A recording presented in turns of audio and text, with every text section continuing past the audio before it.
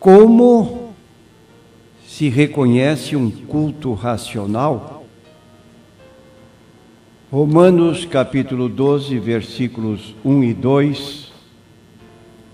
Rogo-vos, pois, irmãos, pela compaixão de Deus, que apresenteis os vossos corpos em sacrifício vivo, santo e agradável a Deus, que é o vosso culto racional. E não sede conformados com este mundo, mas sede transformados pela renovação do vosso entendimento, para que experimenteis qual seja a boa, agradável e perfeita vontade de Deus. Prezados ouvintes, irmãos em Cristo, Paulo ensina que o culto agradável a Deus é o culto racional. Nós perguntamos como é que se reconhece um culto que pode ser declarado racional. Isto significa que, apesar de haver liberdade para a multiforme operação do Espírito Santo na vida dos presentes a este culto, como diz o mesmo apóstolo em 1 Coríntios 12, versículos 6 e 7, o culto racional não deve ter exageros e modismos.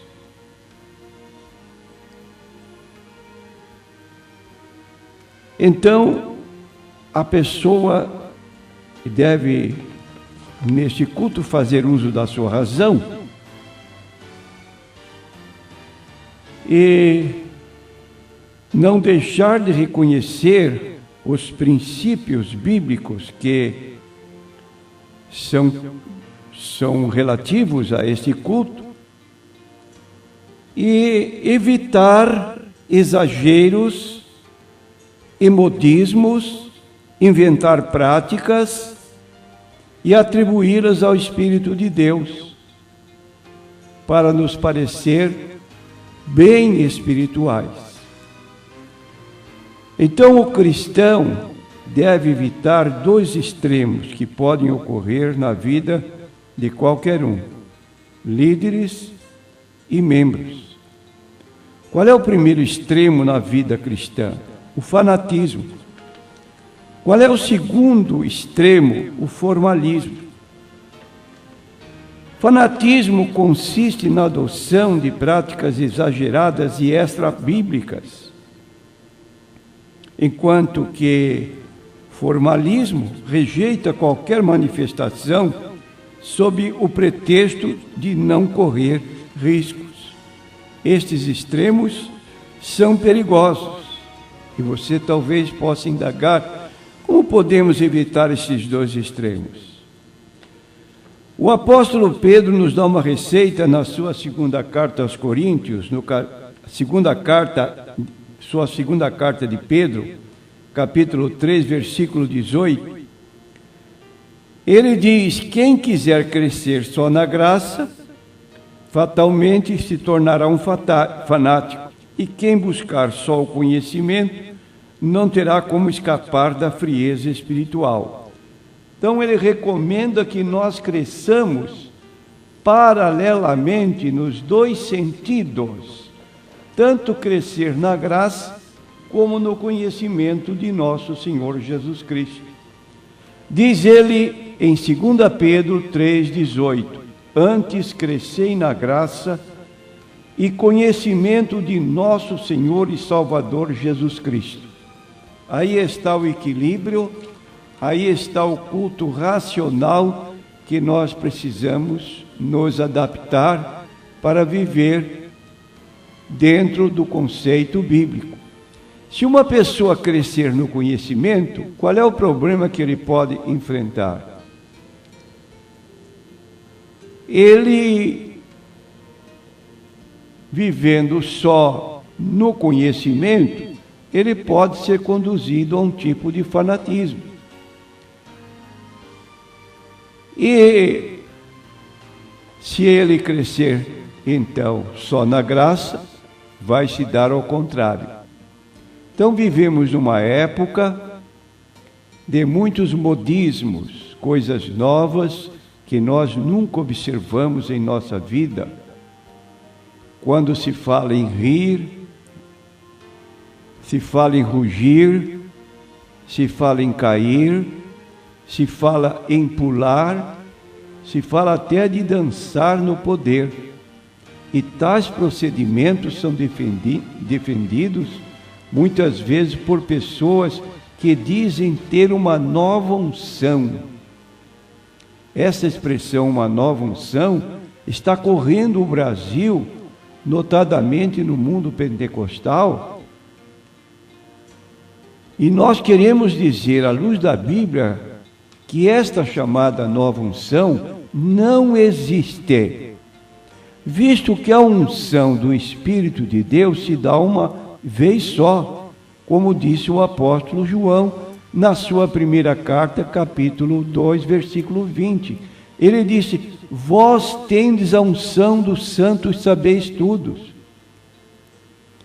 Nesse caso, interessar-se por manifestações estranhas, diferentes das apresentadas no Novo Testamento, é se opor à legítima operação do Espírito Santo.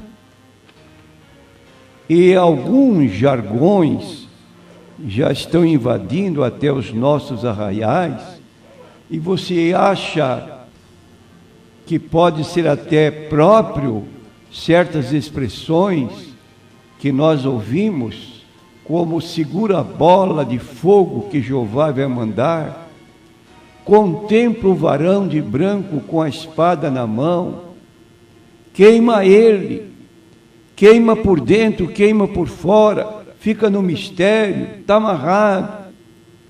Não são expressões bíblicas, são jargões que estão sendo utilizados como se fossem manifestações extraordinárias do Espírito Santo, quando não passam de expressões próprias do ser humano, no seu entusiasmo, mas foge ao conceito que Paulo estabelece em Romanos 12, versículo 1.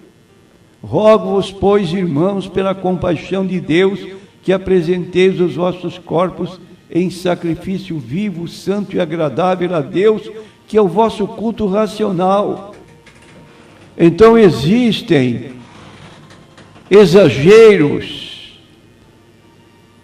existem modismos, como temos mencionado, e para nós termos o equilíbrio dentro da exigência que Paulo estabelece em Romanos capítulo 12, versículos 1 a 2, no capítulo 14 de 1 aos Coríntios, ele estabelece regras como devem os dons do Espírito ser efetivados durante um culto. No versículo 20 de 1 aos Coríntios, no capítulo 14, ele recomenda: irmãos, não sejais meninos do entendimento. O que é um menino no entendimento? É aquela pessoa que não tem discernimento. É uma pessoa que pode ser facilmente influenciada por doutrinas estranhas, errôneas. É o que nos diz o apóstolo Paulo na sua carta aos Efésios, no capítulo 4, versículo 14, para que não sejamos mais meninos inconstantes, levados em roda por todo o vento de doutrina, pelo engano dos homens que com astúcia enganam fraudulosamente. E para que não ocorra isso, o escritor da Epístola aos Hebreus, ele recomenda que só pela observância da doutrina bíblica poderemos passar para um outro estágio na vida cristã, que é o estágio de adultos, de equilibrados na vida cristã.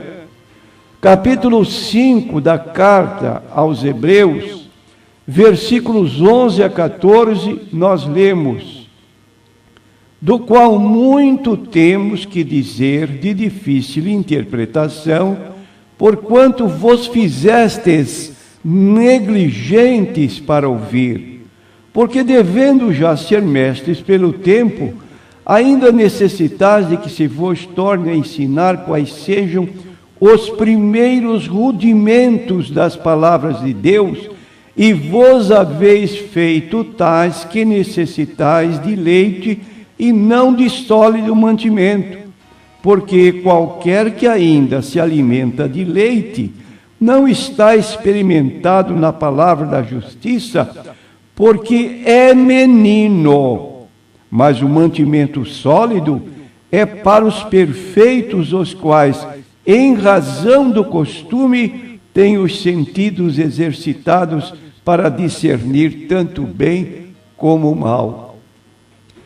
E nesta oportunidade eu lanço uma pergunta para os crentes em geral. Meu irmão, você é um aluno frequente da escola bíblica dominical? Você costuma frequentar os cultos de ensino que ocorrem durante a semana? Ou você fica em casa, despreza o conhecimento da palavra de Deus, e muitas vezes está ocorrendo o que disse o profeta no Antigo Testamento, que havia pessoas que estavam enfadados de ouvir a palavra de Deus. E esta situação pode levar então a uma situação de infantilidade, de falta de reconhecimento de um culto racional, e ele agir assim na perspectiva de um aluno. Outra orientação importante é a que nós encontramos ainda na primeira carta de Paulo aos Coríntios, no capítulo 14, versículo 32. Paulo faz uma declaração que, se a pessoa não for madura, pode até rejeitar as atuações do Espírito Santo. Disse Paulo: e os espíritos dos profetas estão sujeitos aos profetas. Há crentes que não aceitam essa declaração de Paulo. Quando se lhes pergunta por que, no meio de uma pregação, a pregação foi interrompida para eles se expressar em línguas estranhas, ele fica bravo, como quem diz: vocês querem impedir a manifestação do Espírito na minha vida? Eu estou me abrindo diante de Deus e não quero que ninguém me recrimine e impeça que assim aconteça. E o que dizer então deste versículo 32? E os espíritos dos profetas estão sujeitos aos profetas?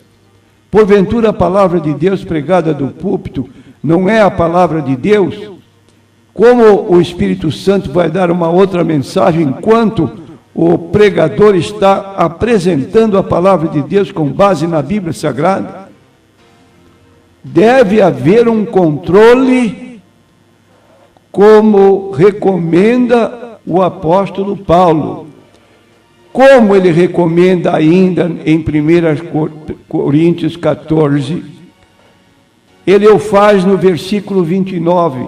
Falem 2 ou 3 profetas e os outros julguem. Então diz o apóstolo Paulo que tudo deve ser feito para edificação.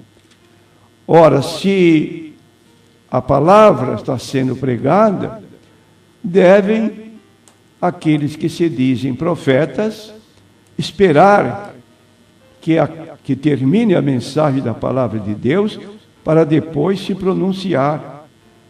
Diz o apóstolo, ainda no capítulo 14, versículo 2, em seguida: porque o que fala a língua desconhecida não fala aos homens, senão a Deus, porque ninguém o entende, e em espírito fala mistérios, mas o que profetiza fala aos homens, para edificação, exortação e consolação. O que fala em língua desconhecida edifica-se a si mesmo, mas o que profetiza edifica à igreja: e eu quero que todos vós faleis em línguas, mas muito mais que profetizeis, porque o que profetiza é maior do que o que fala em línguas, a não ser que também interprete, para que a igreja receba edificação. Então, nesse particular, é que Paulo recomenda: falem 2 ou 3, e por sua vez, e os outros julguem. Então, vamos fazer o que Paulo recomenda: tudo com decência e com ordem. Aí sim, você está apresentando um culto racional a Deus, conforme recomendação de Romanos capítulo 12, versículos 1 e 2.